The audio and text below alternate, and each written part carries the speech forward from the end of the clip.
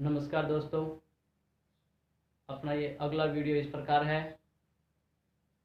पिछले वीडियो में हमने धातु उभयधर्मी ऑक्साइड और अम्ल धातु के साथ क्रिया कर कौन सी गैस देते हैं इसके बारे में विस्तार से अध्ययन किया। अपना जो ये वीडियो है, इस वीडियो में हम इसी लेसन का, इसी टॉपिक का अगला बिंदु लेके आए हैं। तो ये बिंदु देखिए दोस्तों, क्या है। बिंदु का नाम है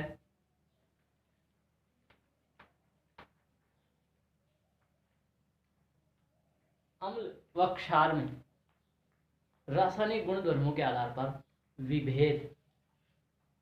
बिंदु है अम्ल व क्षार में रासायनिक गुण धर्मों के आधार पर विभेद।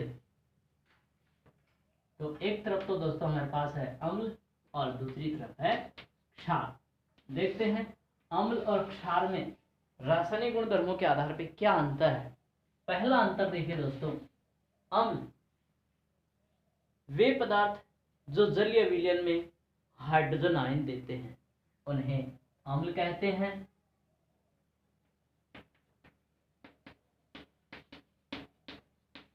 और क्षार में वे पदार्थ जो जलीय विलयन में हाइड्रोक्साइड आयन देते हैं, हाइड्रोक्साइड आयन देते हैं। दूसरा पॉइंट है अम्ल के अंदर, अम्ल धातु के साथ क्रिया कर, अम्ल धातु के साथ क्रिया कर हाइड्रोजन गैस देते। क्या कहा दोस्तों, अम्ल धातु के साथ क्रिया कर कौन सी गैस देते हैं। अम्ल धातु के साथ क्रिया कर, धातु के साथ क्रिया कर H2 गैस देते हैं या हाइड्रोजन गैस देते हैं। दूसरा क्षार के अंदर देखिए, क्षार में भी यही होता है कि क्षार धातु के साथ क्रिया कर कौन सी गैस देते हैं, हाइड्रोजन गैस। क्षार धातु के साथ क्रिया कर हाइड्रोजन गैस देते हैं, H2 गैस से देते हैं। और ये दोस्तों इसमें ऐसा कौन सा क्षार है जो धातु के साथ क्रिया कर ही हाइड्रोजन गैस देता है। तो दोस्तों वो क्षार हमारे पास NaOH, सोडियम हाइड्रोक्साइड। तो कौन सा क्षार होता है दोस्तों जो धातु के साथ क्रिया कर हाइड्रोजन गैस देता है। तो होगा दोस्तों सोडियम हाइड्रोक्साइड NaOH। तीसरा अंतर होता है, तीसरा अंतर धातु ऑक्साइड अम्ल के साथ क्रिया कर, धातु ऑक्साइड अम्ल के साथ क्रिया कर क्या बनाते हैं दोस्तों, लवण और जल बनाते हैं, लवण और जल बनाते हैं। तो दोस्तों हम यहाँ देखते हैं कि धातु जो ऑक्साइड होता है इसकी प्रकृति क्या होगी। धातु ऑक्साइड की प्रकृति होती है दोस्तों क्षारीय। कौन सी होती है प्रकृति, क्षारीय प्रकृति होती है दोस्तों इसकी, धातु ऑक्साइड की प्रकृति। तीसरा देखते हैं हम क्षार के अंदर अधातु ऑक्साइड, अधातु ऑक्साइड क्षार के साथ क्रिया कर क्या बनाते हैं दोस्तों, लवण और जल बनाते हैं। अधातु ऑक्साइड क्षार के साथ क्रिया कर क्या बनाते हैं दोस्तों, लवण और जल बनाते हैं। तो यहाँ देखते हैं दोस्तों कि अधातु जो ऑक्साइड होते हैं इसकी प्रकृति क्या होगी, अम्लीय। इसकी प्रकृति क्या होगी दोस्तों, अम्लीय। देखो अधातु में क्या होता है अ, और अम्लीय के अंदर भी क्या होता है अ का मतलब अधातु ऑक्साइड जो होता है इसकी प्रकृति क्या होगी दोस्तों, अम्लीय। अ का ऐसे ही ध्यान रखना। जबकि धातु ऑक्साइड की प्रकृति क्या होगी दोस्तों, यहाँ पे क्षारीय। जबकि यहाँ पे ऐसा नहीं है क्या कि अधातु ऑक्साइड में हमने इसकी प्रकृति क्या बताई, अधातु ऑक्साइड की प्रकृति अम्लीय बताई, क्योंकि अधातु में भी अ होता है और अम्लीय के अंदर भी अ ही होता है। तो अ का ऐसे ध्यान रखना कि अधातु ऑक्साइड की प्रकृति क्या होगी, अम्लीय, और धातु ऑक्साइड की प्रकृति क्या होगी दोस्तों, क्षारीय। देखो ये भी प्रश्न पूछा जा सकता है एग्जाम में कि धातु ऑक्साइड की प्रकृति होती है तो आंसर क्या देंगे, क्षारीय। और अधातु ऑक्साइड की प्रकृति क्या होगी दोस्तों, अम्लीय। चौथा अंतर देखते हैं दोस्तों क्या होता है, अम्ल क्षार को उदासीन कर दे, अम्ल क्षार को उदासीन कर दे, जबकि यहां पे क्या होगा दोस्तों, चौथा अंतर, क्षार अम्ल को उदासीन कर दे, क्षार अम्ल को उदासीन करते हैं दोस्तों, क्या करते हैं, उदासीन करते हैं। तो दोस्तों हमारे पास इस वीडियो के अंदर पहला जो बिंदु था कि अम्ल और क्षार में रासायनिक गुण धर्मों के आधार पर विभेद करना।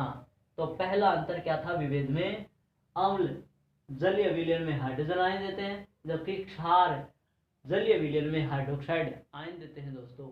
दूसरा अंतर होता है अम्ल के अंदर, अम्ल धातु के साथ क्रिया कर कौन सी गैस देते हैं, हाइड्रोजन गैस देते हैं, जबकि क्षार धातु के साथ क्रिया कर भी हाइड्रोजन गैस देता है। तो कौन सा क्षार होगा जो धातु के साथ क्रिया कर केवल हाइड्रोजन गैस देता है, तो कौन सा क्षार होगा दोस्तों, सोडियम हाइड्रोक्साइड NaOH।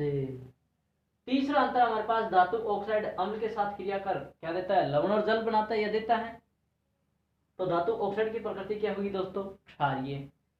तीसरा अंतर क्षार में देखते हैं कि अधातु ऑक्साइड होता है वो क्षार के साथ क्रिया कर क्या बनाता है दोस्तों, लवण और वही जल बनाता है। तो यहाँ अधातु ऑक्साइड की प्रकृति क्या होगी दोस्तों, अम्लीय है। चौथा अंतर क्या कहेंगे, अम्ल क्षार को क्या करते हैं, उदासीन करते हैं, और यहाँ चौथा अंतर क्या होगा क्षार में, कि क्षार अम्ल को उदासीन करते। इसी का अगला बिंदु है दोस्तों हमारे पास अम्लराज, या जिसको हम बोलते हैं एक्वा रेजिया, अम्लराज या एक्वा रेजिया। देखिए दोस्तों क्या होता है अम्लराज या एक्वा रेजिया, मैं आपको एक एग्जांपल देता हूं। सपोज करो आपके गांव में कोई व्यक्ति सुनार बन के आया और कहने लगा कि अपने गहने, सोने या चांदी के जो गहने होते हैं उनको चमकवा लो। वो मतलब गांव की जो महिलाएं होती हैं उनके गहनों को चमका देता है, और उन महिलाओं को अचंभा भी होता है कि कम समय में और उसने सोने व चांदी के गहनों को चमका दिया, ऐसा इसके पास क्या है। तो आप एक जासूस होने के नाते उस व्यक्ति के पास ऐसा कौन सा विलयन है या ऐसा कौन सा पदार्थ है जिसकी आप जांच कर सकते हैं। तो उस व्यक्ति के पास क्या था दोस्तों, अम्लराज या एक्वा रेजिया। तो हम यहां पे देखते हैं अम्लराज या एक्वा रेजिया क्या है। अम्लराज या एक्वा रेजिया, एक्वा रेजिया तो होता है इंग्लिश का वर्ड और अम्लराज होता है दोस्तों हिंदी के अंदर। देखते हैं क्या है। अम्लराज बोले या एक्वा रेजिया बनाने के लिए क्या होता है, एक तो HCl अम्ल होता है और एक HNO3 अम्ल होता है दोस्तों। देखिए 3 भाग तो होते हैं HCl अम्ल या हाइड्रोक्लोरिक अम्ल के, और एक भाग होता है दोस्तों नाइट्रिक अम्ल का, HNO3 अम्ल का। तो अम्लराज या एक्वा रेजिया बनाने के लिए क्या करेंगे दोस्तों, 3 भाग हाइड्रोक्लोरिक अम्ल और 1 भाग नाइट्रिक अम्ल दोनों आपस में मिलाते हैं, तब हमारे पास अम्लराज या एक्वा रेजिया बनता है दोस्तों। क्या बनता है, अम्लराज या एक्वा रेजिया बनता है। और एक्वा रेजिया या अम्लराज का सूत्र क्या होगा दोस्तों, ये हमारे पास है HCl प्लस HNO3, या ऐसा नहीं है तो ये हमारे पास ये अनुपात के रूप में भी हो सकता है दोस्तों। क्या कहें, HCl अनुपात HNO3, HCl के कितने भाग 3 और HNO3 का कितना भाग 1, मतलब ये अनुपात के रूप में क्या होगा 3:1। या इसको हम ये भी कह सकते हैं कि 75% तो होता है HCl अम्ल और 25% होता है क्या दोस्तों नाइट्रिक अम्ल। दोनों को काटा जाए 25 75 और 25 एकम 25, तो अनुपात के रूप में क्या होगा दोस्तों, HCl अम्ल होगा 3%, अनुपात के रूप में 3 भाग और HNO3 या नाइट्रिक अम्ल का होगा 1 भाग। तो हाइड्रोक्लोरिक अम्ल का 3 भाग और नाइट्रिक अम्ल का 1 भाग आपस में मिलकर के किसका निर्माण करता है दोस्तों? अम्लराज या एक्वा रेजिया का निर्माण करता है। इस अम्लराज या एक्वा रेजिया का उपयोग हम कहाँ करते हैं? अधिकांशतः सोने या चांदी के जो गहने होते हैं या आभूषण होते हैं उनको चमकाने में इनका उपयोग किया जाता है, या उनको पिघलाने में इनका उपयोग किया जाता है। अब अगला बिंदु देखते हैं दोस्तों। अगला बिंदु हमारे पास है पीएच स्केल। देखते हैं ये पीएच स्केल क्या है। पीएच स्केल, पीएच स्केल में जो पी है, पीएच स्केल के अंदर जो पी है ये क्या है दोस्तों? पीएच स्केल में पी अक्सर जर्मन भाषा के शब्द पुसांस या जिसको हम बोलते हैं पोटेंज से लिया गया। पी जो अक्सर होता है जर्मन भाषा के पुसांस या फिर जिसको हम बोलते हैं पोटेंज से लिया गया है, पोटेंज से लिया गया है। और जिसका अर्थ है, जिसका मतलब पुसांस या पोटेंज का अर्थ है, पुसांस या पोटेंज का अर्थ क्या होता है? शक्ति। पुसांस या पोटेंज का अर्थ क्या होता है? शक्ति। और यदि हम इसको अपनी लैंग्वेज के अनुसार ले तो जैसे पावर पी, तो पावर का मतलब भी क्या होता है? शक्ति होता है। जबकि पीएच स्केल में एच जो होता है, एच का मतलब होता है हाइड्रोजन आयन की सांद्रता, हाइड्रोजन आयन की सांद्रता। तो दोस्तों ये पीएच स्केल जो होता है इसका शाब्दिक अर्थ क्या होता है? पीएच स्केल में पी अक्सर जर्मन भाषा के पुसांस या पोटेंज से लिया गया है, और पुसांस या पोटेंज का अर्थ होता है शक्ति। और अपनी भाषा के अनुसार भी देखें तो पावर का मतलब शक्ति। और बचा इसमें एच का मतलब होता है यहाँ पे हाइड्रोजन आयन की सांद्रता। ये तो हुआ दोस्तों पीएच स्केल का शाब्दिक अर्थ। अब हम देखते हैं पीएच स्केल की परिभाषा।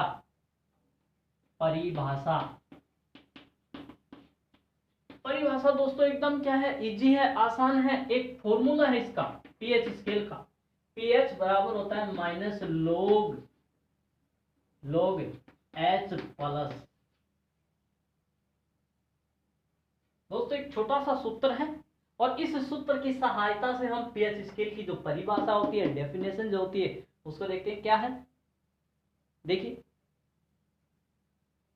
हाइड्रोजन आयन की सांद्रता का ऋणात्मक लोगरिथम या लघु गणक पीएच स्केल कहलाता है। क्या कहे दोस्तों? H प्लस का मतलब तो क्या हो गया? Hydrogen ion. H प्लस का मतलब क्या हो गया? Hydrogen ion. और जो बड़ा कोष्ठक है इसको क्या कहेंगे दोस्तों? सांद्रता। और माइनस का मतलब क्या होता है दोस्तों? ऋणात्मक। क्या होता है? ऋणात्मक। और LOG लोग का मतलब होता है लोगोरिथम या जिसको हम बोलते हैं लघु गणक। तो देखिए दोस्तों एक बार रिपीट कर देता हूं परिभाषा इसकी। हाइड्रोजन आयन की सांद्रता का ऋणात्मक लोगरिथम या लघु गणक ही पीएच स्केल कहलाता है। तो दोस्तों आप इस फॉर्मूले को, इस सूत्र को ध्यानपूर्वक देखिए, समझिए कि क्या है। पीएच बराबर होगा माइनस log H प्लस, और ये बड़ा कोष्ठक, बड़े कोष्ठक को कहेंगे सांद्रता, H प्लस को कहेंगे हाइड्रोजन आयन, माइनस को कहेंगे ऋणात्मक, LOG को कहेंगे लोगरिथम या जिसको हम बोलते हैं लघु गणक। तो इस प्रकार टोटल हमारे पास, एक बार रिपीट कर लेता हूं, हाइड्रोजन आयन की सांद्रता का ऋणात्मक लोगरिथम या लघु गुणक पीएच स्केल कहलाता है। पीएच स्केल कहलाता है। अब इसी को आगे बढ़ा रहा हूं दोस्तों। देखिए क्या है,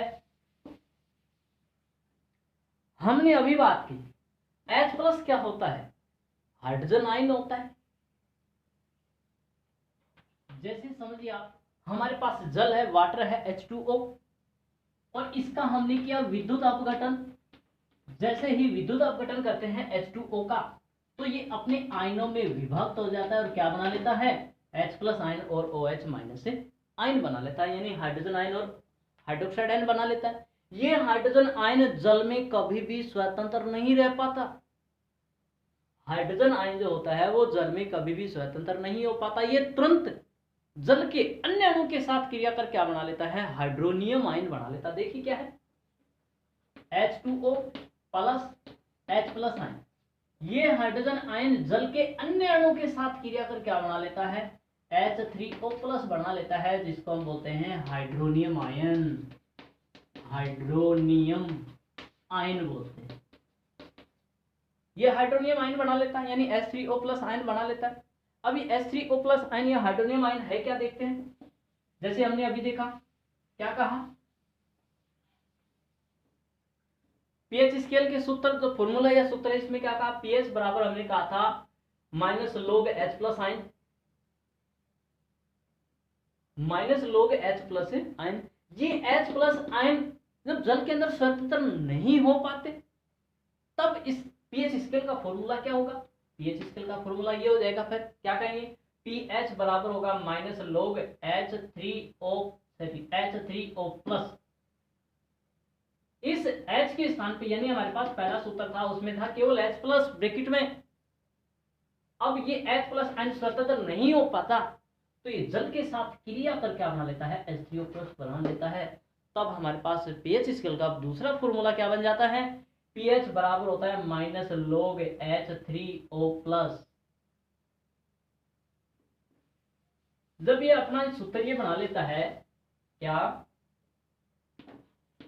पीएच बराबर माइनस लोग H3O प्लस बना लेता है, तब हमारे पास ये अपने आयनों के अंदर विभक्त होता है, तो इसमें कुछ मात्रा प्राप्त होती है, किसकी, क्या कहा मैंने, जब जल का अपघटन किया जाता है विद्युत की सहायता से, तो H प्लस आयन बनते हैं और OH माइनस आयन बनते हैं। उस समय हाइड्रोजन आयन की सांद्रता कितनी होती है और हाइड्रोक्साइड आयन की सांद्रता कितनी होती है, वो देखते हैं। H प्लस आयन की सांद्रता तो होती है दोस्तों 1 गुणा 10 की घात माइनस 7 मोल प्रति लीटर। कितनी होती है दोस्तों, हाइड्रोजन आयन की सांद्रता कितनी होती है उस समय, 1 गुणा 10 की घात माइनस 7 मोल प्रति लीटर। और उसी प्रकार हाइड्रोक्साइड आयन की सांद्रता भी कितनी होती है, 1 गुणा 10 की घात माइनस 7 मोल प्रति लीटर होती है दोस्तों। कितनी होती है, इसका मतलब जल का जब अपघटन किया जाता है, तब इसके हाइड्रोजन आयन और हाइड्रोक्साइड आयन जो बनते हैं, दोनों की सांद्रता क्या होती है, समान होती है, इक्वल होती है, बराबर होती है।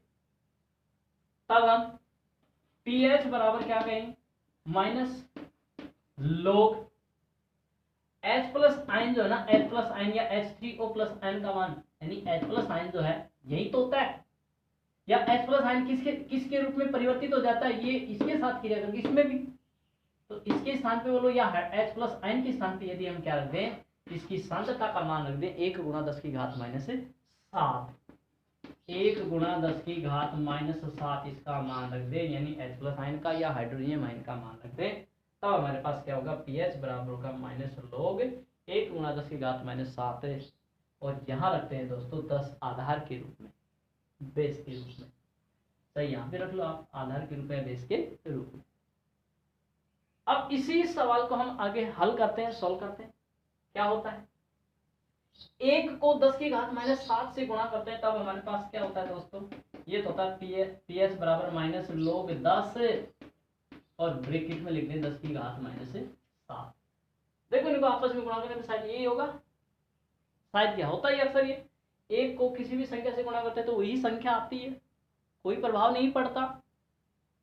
तब इस स्टेप को आगे बढ़ाते हैं, क्या होता है, पीएच बराबर ब्रैकेट के अंदर जो संख्या है, यानी 10 की घात माइनस 7, जो घात है वो हमेशा क्या होती है, लोग के पहले गुणा हो जाती है। लोग के आगे संख्या क्या है, 10 ब्रैकेट में 10 की घात -7 घात, यानी जिस आधार के ऊपर जो घात होती है वो घात हमेशा क्या होती है, लोग के पहले आ जाती है गुणा में। तो क्या करेंगे, ये हमारे पास माइनस है ये वाला, और 10 की घात -7 है, इस -7 को हम क्या करेंगे, लोग से पहले लिखेंगे गुणा के रूप में, तो ये -7। बाकी शेष क्या बचता है वो देखते हैं। शेष बचता है हमारे पास लोग, ये सॉरी यहां लगाओ या न लगाओ, ये तो गया लोग। अब यहां क्या बचता है ब्रैकेट के अंदर, 10 बचता है। क्या बचता है, 10। देखते हैं लोग 10 का मान क्या होता है, लोग 10 का मान होता है दोस्तों 1। लोग 10 का मान कितना होता है दोस्तों, 1। अगर मैं यहां ये कहूं लोग